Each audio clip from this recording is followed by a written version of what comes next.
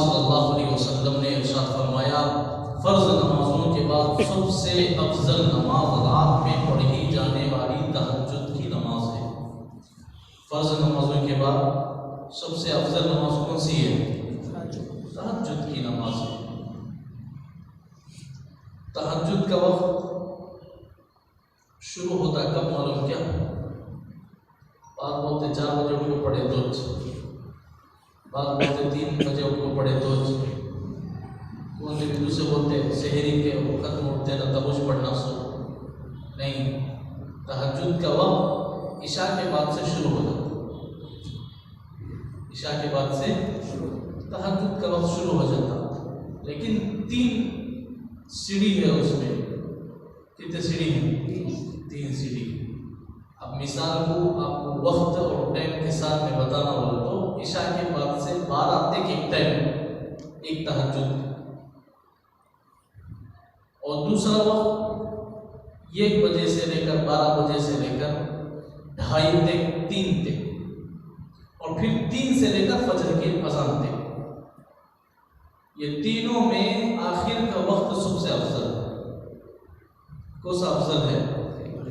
آخر کا وقت کا تو 2:30 بجے 3 بجے اٹھتے نہیں، وہ وقت افضل ہے۔ کیوں افضل بولتے معلوم کیا؟ 12 تک ہمیں ہوشیار ہو سکتے کرتے نہیں، ہوشیار رکھتے نہیں۔ 1 بجے سوئے تو تب شروعات کا نیند اٹھا سے اڑ جاتا ہے، ابھی نیند لگتی ہے، پلٹک سو جائیں گے۔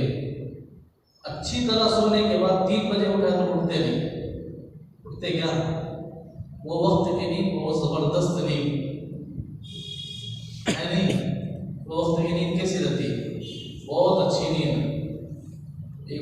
بعضوں کو یہ تمنا ہوتی ہے 3 بجے برابر پیشاب آنا، تو جب بھی سکتی سکون سے، لیکن تو صبح میں اٹھنا نہیں۔ 5 بجے 6 بجے پیشاب کو ہماری نیند کو خلل نہیں ہونا، نیند کے درمیان خلل اندازی نہیں ہونا، اس کی وجہ سے کیا کرتے ہیں 3 بجے 2 بجے ان کو جب پیشاب خوشی ہوتی ہے اٹھنے کا نہیں سکون سے سو جاتے۔ یہ جس وقت اللہ کو پسند ہے وہ وقت ہم سکون سے سونا پسند کرتے ہیں۔